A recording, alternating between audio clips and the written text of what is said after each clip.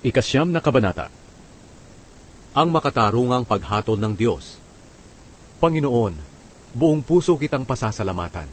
Ikukwento ko ang lahat ng inyong ginawang kahanga-hanga. Magpapakasaya ako dahil sa inyo, kataas-taasang Diyos. Aawit ako ng mga papuri para sa inyo. Kapag nagpapakita kayo sa aking mga kaaway, natatakot sila, tumatakas sila, nadadapa, at sa inyong harapan sila'y namamatay. Nakaupo kayo sa inyong trono, bilang matuwid na hukom. Noong hinatulan niyo ako, napatunayan niyong wala akong kasalanan. Hinatulan niyo at nilipol ang mga bansang masasama, kaya hindi na sila maaalala magpakailanman. Tuluyan ang nawala ang aking mga kaaway. Sila ay lubusang nawasak. Giniba niyo rin ang kanilang mga bayan, at sila'y lubusan ng makakalimutan. Ngunit kayo, Panginoon, ay maghahari magpakailanman, at handa na ang inyong trono para sa paghatol. Hinahatulan niyo ng matuwid ang mga tao sa bawat bansa, at wala kayong kinikilingan. Panginoon, kayo ang kanlungan ng mga inaapi, at kublihan sa panahon ng kahirapan. Sa inyo nagtitiwala ang nakakakilala sa inyo, dahil hindi niyo itinatakwil ang mga lumalapit sa inyo. Magsiawit kayo ng papuri sa Panginoon, na hari ng Jerusalem. Ihayag ninyo sa mga bansa ang kanyang mga ginawa.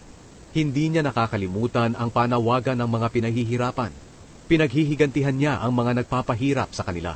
Panginoon, tingnan niyo po ang pagpapahirap sa akin ng aking mga kaaway.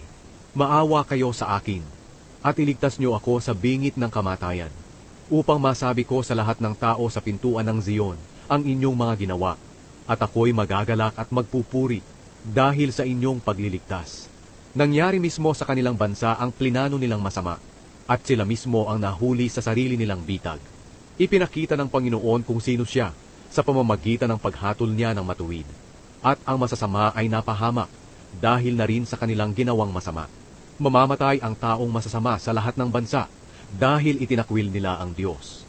Ang mga dukha ay hindi laging pababayaan, at ang pag-asa ng mga mahihirap ay hindi na mawawala kailanman. O Panginoon, huwag niyong pabayaang manaig ang kakayahan ng mga tao. Tipunin niyo sa inyong presensya at hatulan ang mga taong hindi kumikilala sa inyo. Turuan niyo silang matakot, Panginoon, at nang malaman nilang sila'y mga tao lamang.